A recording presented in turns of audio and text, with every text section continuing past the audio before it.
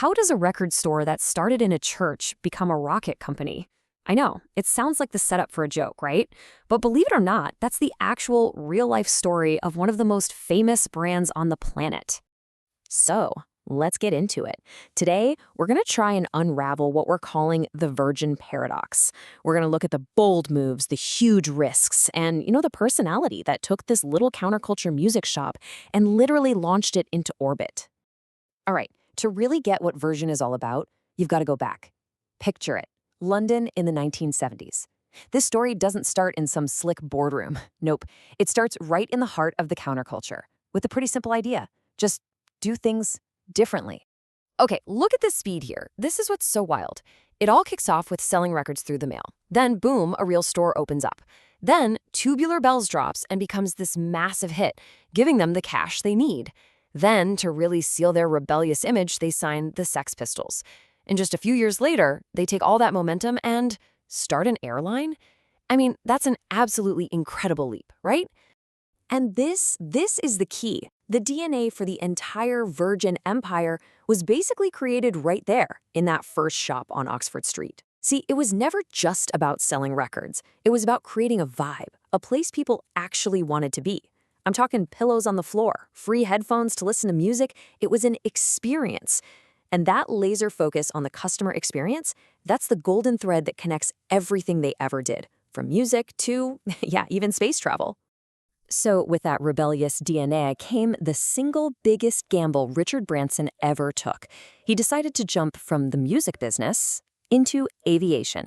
It was a move that almost sank the entire company, but in the end, it's what defined the Virgin we know today. And this just perfectly lays out the mismatch, doesn't it? On one side, you have Virgin Atlantic with a single leased 747, and on the other, British Airways, a recently privatized giant with a huge global fleet and the government's backing. There was no way Virgin could compete on price or routes. The only way they could win was by being different, focusing on amazing service, and being that scrappy underdog that you just can't help but root for. But, as you might guess, the big guy didn't exactly play fair. British Airways launched what became infamous as the Dirty Tricks campaign. I mean, this was a full-on corporate war. They were illegally getting into Virgin's computers, straight up poaching their passengers with lies, and planting negative stories in the press. They were trying to crush them. And this is where Branson showed his genius. He turned this attack into a massive PR win. After winning the lawsuit, he didn't just pocket the cash. No way. He gave it all to his staff, and he publicly called it the BA bonus. Can you imagine? That one move cemented Virgin's image as the little guy fighting for the people, and it got them more positive headlines than any ad campaign ever could. But winning that fight came with a huge price tag. To keep the airline afloat while all this was going on, Branson needed money, a lot of money, $1 billion to be precise. And this is where the sacrifice comes in. He sold Virgin Records, the company that started it all, the absolute heart and soul of his empire. He was famously photographed crying as he signed the papers. It was a gut-wrenching decision, for sure, but it was the one that made sure Virgin's future was up in the sky, not just spinning on a turntable. So that brutal battle for the airline taught Virgin some incredibly valuable lessons. Lessons they basically turned into a repeatable playbook, a formula they used to launch more than 40 different companies. And here's that secret sauce broken down. This wasn't just random luck. They had a system. Step 1. Find an industry where the big players have gotten lazy and complacent.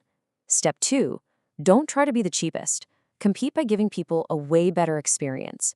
Step 3. Slap that powerful Virgin brand on it for instant name recognition. And Step 4. Why spend millions on boring ads when your founder can just, try to cross the ocean in a hot air balloon? It's genius, really. But, of course, no formula is perfect. And this chart really makes that clear. On one hand, it led to massive wins, like Virgin Mobile and Virgin Money, but it also had some pretty spectacular failures. Remember Virgin Cola? It just couldn't compete with the distribution power of Coke and Pepsi. And more recently, Virgin Orbit, the satellite launch company, sadly went bankrupt. Which brings us to right now. Today, Virgin is making its biggest bets ever. We're talking luxury cruises, green aviation, and commercial spaceflight, but at the same time, it's staring down its biggest challenge yet. What does Virgin look like without its famous founder at the helm? Let's take a quick look at where things stand. The airline, Virgin Atlantic, is back in the black, but it's facing a tough economy. The cruise line, Virgin Voyages, is expanding its fleet, but it really needs to hit that profitable scale. And then there's Virgin Galactic, which is in a flat-out race against time and money to get its next-gen spaceship ready. So you've got three huge ventures, each with its own massive challenge. And for the airline, a huge piece of the puzzle is sustainability. Virgin Atlantic is trying to position itself as a real leader here. They actually made history in 2023 with the very first transatlantic flight powered 100% by sustainable aviation fuel. And look, this isn't just about good press. For the entire airline industry, this is about long-term survival. But when you step back and look at the whole picture, for all the financial hurdles and technical challenges, the single biggest risk to the entire Virgin Group is something much more human.